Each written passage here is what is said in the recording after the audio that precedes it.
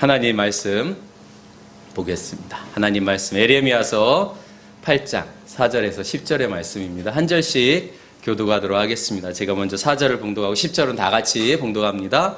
너는 그들에게 전하여라. 나 주가 이렇게 말한다. 누구나 넘어지면 다시 일어나지 않겠느냐? 누구나 떠나가면 다시 돌아오지 않겠느냐?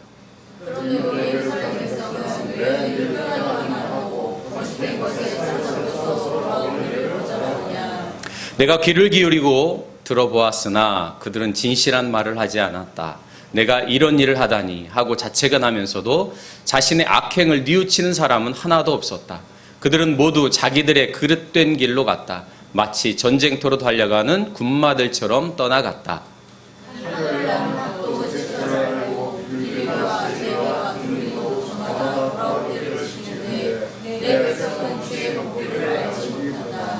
너희가 어떻게 우리는 지혜를 가진 사람들이요 우리는 주의 율법을 안다 하고 말할 수 있느냐?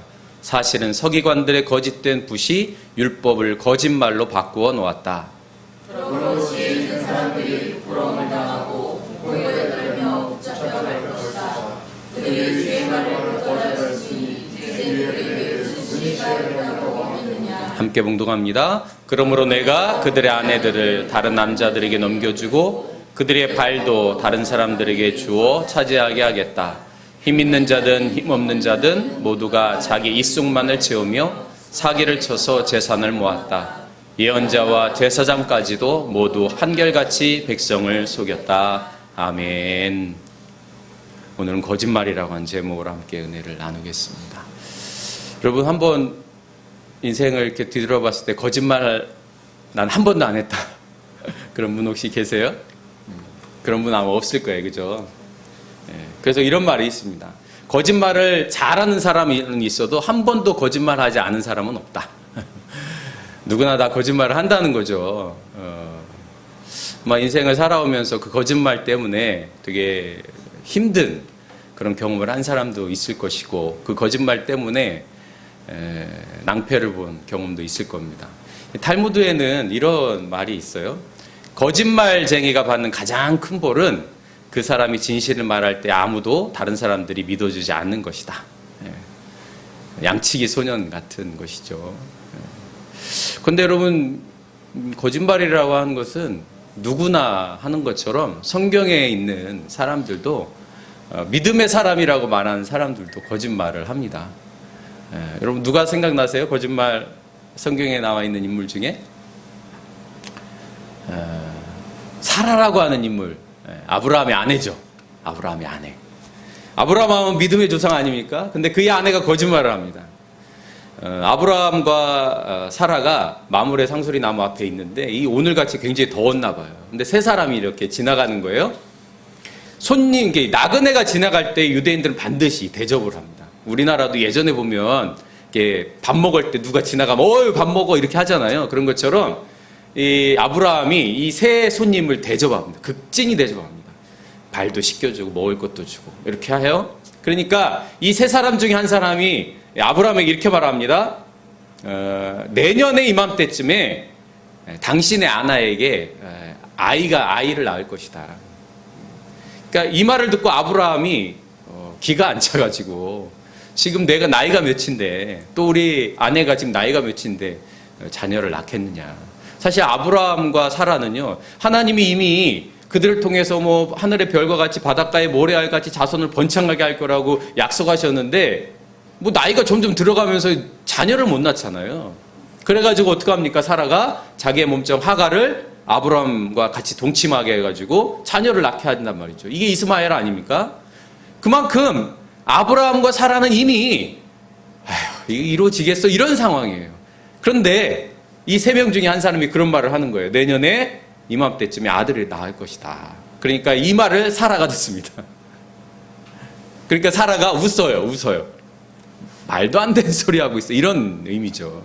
그랬더니 이 세 사람 중에 한 사람이 말합니다. 사라가 웃었다. 그러니까 사라가 두려워가지고 나 웃지 않았습니다. 이렇게 거짓말을 합니다. 사라가 이런 거짓말을 함에도 불구하고 다음 해에 아들을 낳죠. 그 아들이 누구예요? 이삭입니다.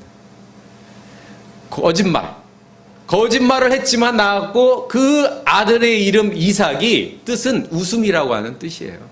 그러니까 사라가 웃었던 웃음은 어떻게 보면 공허한 웃음이죠. 헛된 웃음일 수 있습니다. 우리도 말도 안 되는 소리 들을 때 뭐 그냥 비웃음처럼 나잖아요. 근데 그 웃음을 하나님께서는 기쁨의 웃음, 위로의 웃음으로 바꿔 주신 것이죠. 또 거짓말하면 생각나는 사람이 다윗이죠. 다윗. 여러분, 다윗은 이 유대인들이 굉장히 존경하는 왕이잖아요. 그럼에도 불구하고 그도 거짓말을 합니다.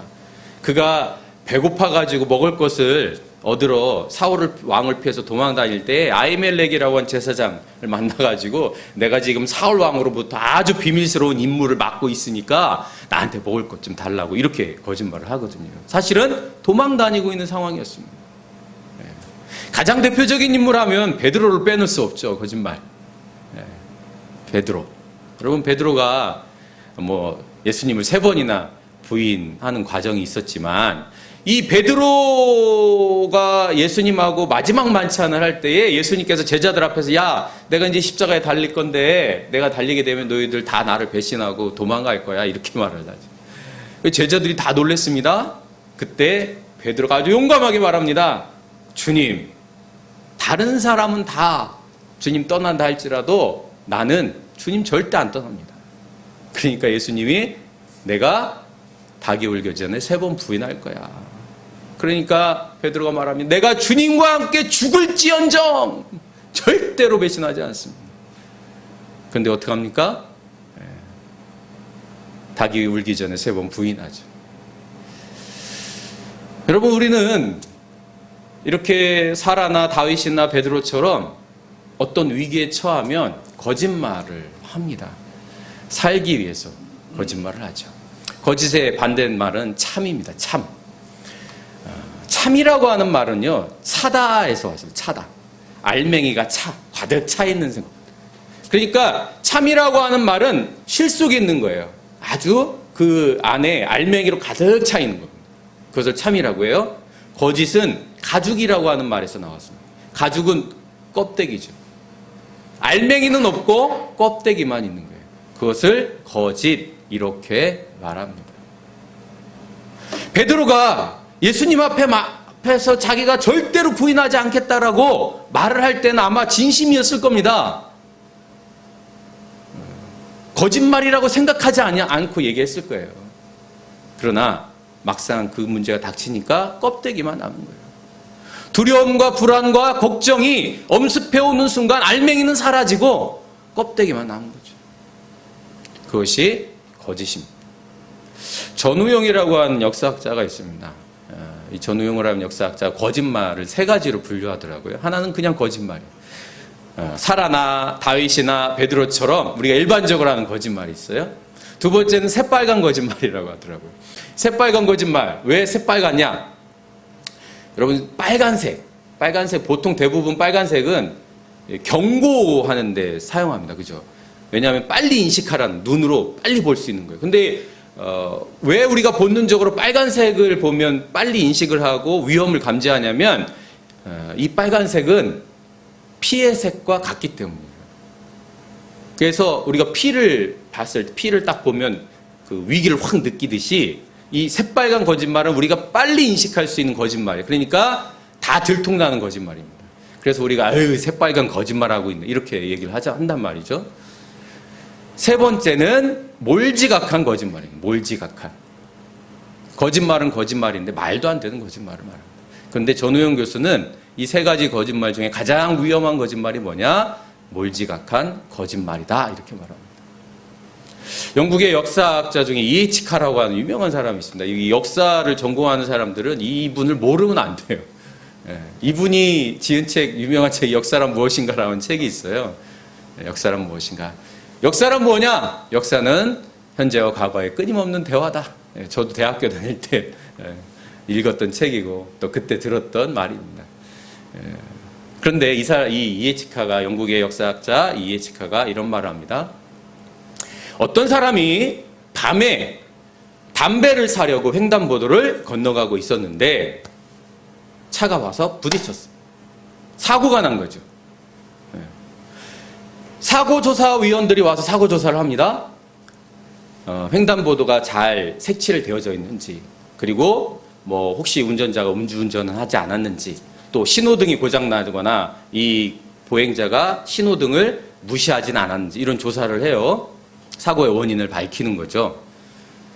근데 한 사람이 이렇게 말합니다. 그런 거는 아무런 필요 없어. 이 사고의 원인은 뭐냐? 그 사람이 담배를 피는 사람이었기 때문이야. 이렇게 얘기한다면 여러분 어떻게 생각하세요? 맞는 말 같기도 하고 틀린 말 같기도 하고, 분명히 이 사람이 담배를 피지 않았으면 담배를 사러 가지 않았을 것은 분명한데 그게 사고의 원인일까? 여러분 어떻게 생각하세요? 이게 바로 몰지각한 거짓말이에요. 여러분, 우리가 이러한 논리라면 이렇게 얘기할 수 있을 것 같습니다. 최근에 수해가 산청에 났죠. 비가 엄청 많이 쏟아졌습니다. 산사태가 났습니다. 그래서 많은 이들이 피해를 보고 또 죽기도 했잖아요. 그런 원인을 그 사람이 산내 밑에다가 집을 줬으니까 그렇지. 여러분, 이렇게 얘기를 하면 그게 맞는 말입니까? 어떠한 사건의 원인과 또 앞뒤 또 그의 맥락 이런 것들을 보지 않고 한 사람에게 책임을 묻는 거죠. 예전에 반지하에 막 물이 차가지고 그런 사건들이 있었잖아요. 그 사람이 거기 반지하에 살아서 문제지 그게 원인이야 라고 얘기한다면 여러분 그것을 받아들일 수 있습니까? 여러분, 세월호 사건이 있었을 때에, 참사가 있었을 때에 한국 기독교 총연합 한계총이라고 말하는데 그 한계총에 조광작 목사라고 하는 사람이 있어요. 이 사람이 어떻게 말하냐? 가난한 사람들이 뭐하러 제주도 가냐? 저기 불국사 경주나 가지. 그러면은 사고가 나지 않았을 텐데, 사단이 나지 않았을 텐데, 이런 얘기를 했어요. 그래가지고 난리가 났습니다. 그래가지고 부회장도 사퇴하고 사과도 하고 그랬습니다. 근데 여러분, 이러한 관점과 이러한 말들이 한 사회를 병들게 한다는 거예요. 이것이 거짓말 같지 않은 거짓말이고 몰지각한 거짓말이라는 거예요. 여러분, 이태원 참사가 났을 때 사람들이 말합니다. 아이고, 자식들 말렸어야지. 거기 왜 놀러 가는 거를 막지도 못하고 놀러 간 사람들이 문제지. 이렇게 얘기를 합니다. 이런 게 몰지각한 거짓말이에요. 한 사건을 개인의 책임으로 돌리고 함께 풀어가야 될 문제를 개인의 문제로 돌려버리는 일이죠. 그 예전에 여러분 기억나시는지 모르겠는데 그 장시호 있잖아요. 그러니까 부모를 잘 만나야지 이런 얘기를 했단 말이죠. SNS에다. 그러면 그런 말을 들으면 여러분 마음이 어때요? 그러면 아이들의 문제가 아니잖아요. 여행의 문제가 아니잖아요. 오늘날 우리 사회가 이러한 문제로 가득하다는 거예요. 여러분, 에레미야 시대, 지금으로부터 2600년 전 이야기입니다. 에레미야 시대는 달랐느냐? 그렇지 않았어요. 여러분, 에레미야 시대는요, 아주 변환기의 시대입니다. 아주 풍전등화와 같은 시대예요. 이러한 시대에 오히려 그런 말들이 많이 생깁니다. 사회가 혼란할수록, 사회가 어지러울수록 이 몰지각한 거짓말들이 난무해요. 여러분, 에레미야가 살았던 시대는 북이스라엘이 이미 아수르에게 멸망을 당했어요. 남유다가 풍전등화가 있어요. 애굽의 남쪽에서는 이집트라고 하는 아주 강력한 나라가 막 호시탐탐 노리고 있고, 북쪽에서는 신흥, 강국, 바벨론이 막 노리고 있어요. 그러니까 남유다 사람들을 어떻게 하면 살 수 있을까? 이 틈바구니 속에서 내가 어떻게 살아야 될까? 특히 나라를 다스리는 사람들, 정치하는 사람들, 종교적 지도자들, 이런 사람들이 막 살려고 발버둥 치고 있단 말이에요. 그런 속에서 특히 바른 말을 해야 하고 진실을 얘기해야 되는 사람들이 몰지각한 거짓말을 일삼고 있었다는 거예요. 어떤 말을 하느냐? 야, 괜찮아. 우리 하나님이 어떤 하나님이냐? 우리를 지금까지 지켜주신 하나님 아니야. 저기 애굽에서부터 시작해가지고 가나안 땅에 우리를 인도했고 수많은 전쟁에서 승리를 하게 만드셨고 저 바벨론의 멍에를 꺾으신 하나님이다. 너희 괜찮아. 이러면서 백성들을 거짓으로 안심시키고 있어요. 또 어떤 사람들은 백성들에게 괜찮다 괜찮다 말하면서 거짓 평화를 말하고 있습니다. 이러한 시대에 에레미야가 아니야, 지금 하나님이 이 풍전등화와 같은 너희들에게 주님께로 돌아오라고 말하고 있어요. 하나님께로 와야 너희들이 살 수 있다고 말하는 거야 라고 이야기하는 거예요. 거짓 선지자와 에레미야 두 사이에 진실과 거짓이 나눠지고 있는 거예요. 왜 그들은 주님께 돌아오지 않는가? 왜 하나님의 백성이 하나님을 섬기지 않는가?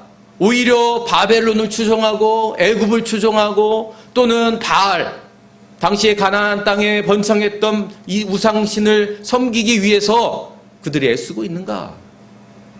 오늘 4절의 말씀에 보면 이렇게 말합니다. 누구나 넘어지면 다시 일어나고 누구나 떠나가면 다시 돌아온다. 이게 상식이라는 거죠. 여러분 넘어지는데 계속 거기에 누워있는 사람이 있습니까? 집에 아침에 나가면 저녁에 들어오는 게 상식이잖아요. 당연한 일이잖아요. 당연한 일이라는 거예요. 그런데 그 당연한 일이, 상식적인 일이 지금 유다에선 상식적이지 않은 일이 되어버렸다는 거예요. 7절 말씀에 보면 하늘을 나는 학도 제철을 알고 비둘기, 제비, 두루미도 저마다 돌아올 때를 지키는데, 여러분 철새들 같은 경우에는 때를 알잖아요. 신기하게 압니다. 그때가 되면 거기 있고 그때가 되면 다른 데로 가고 이러잖아요. 그런데 지금 하나님께로 돌아와야 할 때, 하나님을 바라봐야 할 때 하나님의 백성이 하나님을 그렇게 모른다는 거예요. 때를, 시대와 징조와 때를 분간하지 못하고 있다는 거예요. 왜 그들이 돌아오지 못하냐? 거짓된 것에 사로잡혔기 때문이에요. 거짓된 것에 사로잡혀서 때도 분간하지 못하고 무엇을 바라봐야 되는지도 모르고 그러고 있다는 거예요. 사랑하는 남은교회 성도 여러분, 우리 인생 가운데도 이런 일들이 있습니다. 때를 분별하지 못하고 내가 바라봐야 할 것을 바라보지 않을 때 우리는 거짓된 것들, 썩어질 것들, 사라질 것들을 붙잡고 마치 썩은 동아줄을 붙들고 그것이 새 동아줄인 것 마냥 살아간다는 거죠. 2017년에요. 허리케인 어마어마한 이 허리케인 이름이래요. 어마를 소멸시켰다는 그 설교 시간에 얘기한 목사가 있었습니다. 그는 설교 시간에 워싱턴 포스트지에 자기가 기도해가지고 이 어마어마한 허리케인을 소멸시켰다고 뉴스에 났다, 이렇게 설교 시간에 이야기를 했어요. 근데 알고 보니까 뭐냐, 그거는 뉴스가 아니에요. 광고입니다. 광고. 근데 광고라고 하는 문구를 싹 없애고 뉴스처럼 교인들에게 이야기를 한 거예요. 이 사람이 누구냐? 만민중앙교회 이재롱 목사입니다. 처음 듣는 분도 계신지 모르겠어요. 만민중앙교회 이재롱 목사. 여러분이 만민중앙교회에 가면 액자들이 많아요. 근데 그 액자 중에 보면 이런 것도 있습니다. 기도받고 쌍꺼풀이 생겼다. 성형수술하지 않아도 된다. 우리 목사님한테 기도받으면 쌍꺼풀이 그냥 생겨. 그리고 병도 낫는다. 압권인 것은 이겁니다. 권능의 물. 권능의 물. 이게 뭐냐면 무한 단물이라고요. 이거 눈에다 바르면은 시력이 좋아지고, 이거 마시면 위장병이 낫고, 뭐 이런 물이에요. 근데 최근에 이 물이 단수가 됐습니다. 왜냐하면 마실 수 없는 물이 되어버렸어요. 여러분, 이재로 목사가 성도들을 성추행해서 감옥에 가고 말기 암이어서 결국 죽었습니다. 지금은 이제 죽었죠. 근데 거기에 딸이 있어요. 마지막 셋째 딸이 이 만민중앙교회를 이끌고 있어요. 셋째 딸이. 그리고 쌍둥이 두 딸이 있습니다. 이 쌍둥이 두 딸은 그 만민교회 한 2,000명 데리고 나가고 창업을 했습니다. 여러분, 이상하지 않아요? 여러분, 이 정도 보도가 됐는데도 불구하고 아직도 여전히 그곳에 다니고 있고, 그 딸들을 추종하면서 그 딸들이 마치 성령인 양, 메시아인 양 다니고 있단 말이에요. 여러분, 그 사람들 중에 배운 사람이 없겠습니까? 다 대학교도 나오고 배운 사람들도 있어요. 여러분, 방송에 보니까 PD도 있더라고요. PD, 방송 PD도. 여러분, 정명석, 우리가 잘 아는 정명석, 거기 추종자들 중에 경찰 간부들도 있잖아요. 여러분, 도대체 왜 이러는 걸까요, 이게? 여러분, 이게 우리입니다. 이게 우리의 인간이에요. 이스라엘 백성들이 지금 하나님께 돌아오지 못하는 이유가 몰지각한 거짓말에 속아서 그것에 사로잡혀 있기 때문이라는 거예요. 그것에 사로잡히는 순간 거기서 헤어나오기가 쉽지 않습니다. 수많은 이단들을 추종하는 사람들이 그 교주가 죽거나 범죄를 저질러도 여전히 거기에서 남아있어요. 안타까운 일이죠. 마음 아픈 일이고 참 슬픈 일입니다. 오늘날 한국 사회에 그런 사이비 이단 종교뿐만 아니고요, 거짓에 사로잡혀 있는 사람들이 많습니다. 그러면 그들이 돌아오지 못하는 그 이유가 거짓에 사로잡혀 있는 건데, 그 거짓이 어떻게 만들어지느냐? 8절 말씀해 보니까 사실은 서기관들의 거짓된 붓이 율법을 거짓말로 바꿔놓았다. 여러분, 서기관들은 어떤 사람들이냐? 기록하는 사람들이에요. 하나님의 말씀을 기록하는 사람들이에요. 그런데 그 사람들이 어떻게 했다는 거예요? 붓을 쓰면서 왜곡했다는 거예요. 서기관들은 종교적 지도자들입니다. 중요한 건 전문가들이요, 안다고 하는 사람들이 왜곡하고 아는 사람들이 변질시켜요. 지식인들이 그렇게 한다는 거예요. 이런 사이비 교주들 밑에는요, 똑똑한 사람들이 있습니다. 그래서 뭐 신천지든 뭐든 다 밑에서 그 교리라든지 이런 걸 참 만들어요. 그래서 그것이 더 치밀하게 점점점 만들어집니다. 그래서 한번 들어가면 그 교리에 사로잡혀가지고 못 나와요. 그런데 그것을 지식인들이 한다는 거예요. 사회도 마찬가지입니다. 종교도 마찬가지, 사회도, 경제도 마찬가지. 거짓된, 왜곡된 사실들을 만드는 사람들이 있습니다. 서기관들이 그렇다는 거예요. 하나님의 말씀을 왜곡합니다. 뜻과는 전혀 다른 말로 사람들을 미혹하고 사람들을 유혹합니다. 우리가 소위 말하는 전문가들을 물론 신뢰해야 되지만, 그러나 그들을 추종해서는 안 돼요. 그들의 말도 한번 의심해 봐야 됩니다. 제가 이런 말씀 드리면 어떨지 모르겠지만, 여러분, 목사님들의 말도 한번 의심해 보세요. 그 말이 맞는지. 제가 목사로서 이런 말 드리면 참 그렇지만, 한번 여러분, 성찰하시라는 말입니다. 생각하라는 거예요. 그냥 저 사람이 하는 말은 그렇다고 해서 뭐 신뢰관계를 깨거나 이런 말이 아니에요.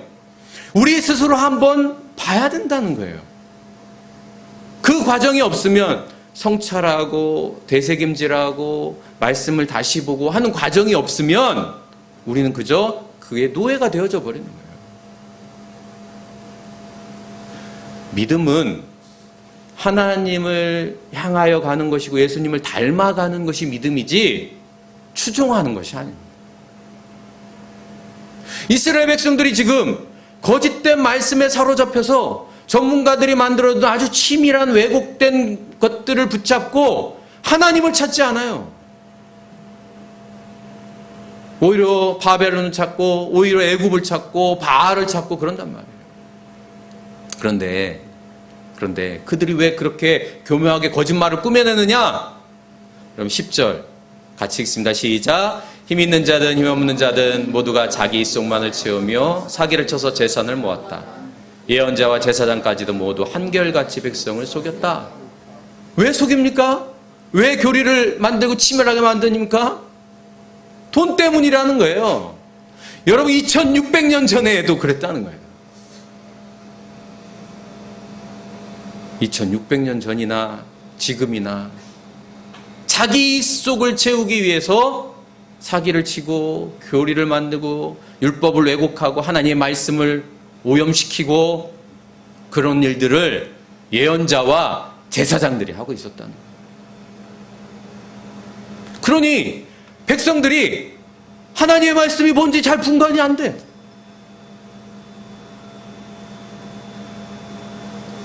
몰지각한 거짓말로 그들을 속여서 결국은 자기 뱃속을 채우는 그 사람들, 이 몰지각한 거짓말을 우리는 어떻게 분별할 수 있을까? 에레미야 시대나 오늘날이나 왜곡되고 변질되고 오염되는 일들은 수도 없이 많습니다. 사랑하는 남우교회 성도 여러분, 믿음의 사람들이라고 여기에 속지 않을 수 있을까? 여러분 자신하지 마십시오. 우리는 속을 수 있습니다. 또는 속이기도 합니다. 목사가 성찰하지 않으면 하나님의 말씀을 왜곡되게 전할 수밖에 없는 거예요. 끊임없이 성찰하고 내가 전하는 말씀이 정말 하나님 말씀인가 기도하면서 몸부림치지 않으면 어떻게 영양가 좋은 말씀을 전할 수 있겠습니까? 교인들도 성도님들도 마찬가지. 하나님의 말씀이 전해질 때 그 말씀을 내가 잘 성찰해. 때로는 잘못된 말씀이 전해졌을 때 그것에 대해서 이야기해주고 또 함께 그 말씀을 성찰하고 그러면서 만들어가는 것이죠. 예수님께서 율법학자와 바리새인들이 왔습니다. 그들이 와가지고 예수님 앞에 당신의 제자들이 빵 먹는데 손도 안 씻고 먹었어요. 이거 어떻게 할 겁니까? 왜냐하면 율법에는 반드시 손을 씻어야 되거든요. 정결법에 어긋났다는 얘기예요. 근데 예수님이 그들을 향해서 위선자들이라고 말하면서 제자들에게 말합니다. 그들은 눈먼 사람들이에요. 눈먼 사람이 눈먼 사람을 인도하는 길잡이들이다. 그러면 결국 구덩이에 빠질 수밖에 없지 않겠느냐. 이 구덩이에 빠지지 않기 위해서 우리는 어떻게 되느냐? 듣고 깨달아야 된다. 사랑하는 남우교회 성도 여러분, 잘 들으실 수 있기를 바랍니다. 잘 들으셔야 돼요. 잘 듣는다고 하는 것은 그냥 무조건 듣는 게 아니에요. 나의 마음을 내려놓고 상대방이 이야기하는 것을 귀담아 듣고 또는 그 이야기를 성찰하면서 찾아보고 그것이 맞는 말인지 살펴보는 일이죠. 그럴 때 나에게 깨달음이 옵니다. 오늘날 우리가 살아가는 이 시대에 정말 AI가 그냥 몇 번 척하면은 그림도 만들고 동영상도 만들고 막 그러잖아요. 또 사진에다가 다른 사람 얼굴 막 붙이기도 하고. 그리고 말도 음성도 바꾸잖아요.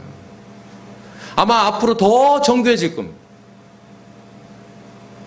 우리가 분별할 수 없을 정도로 그럴 거예요. 그럴 때 우리는 어떻게 되느냐? 오늘 에레미야를 통해서 이스라엘 백성들에게 말합니다. 하나님께 돌아오라. 듣고 깨달아라.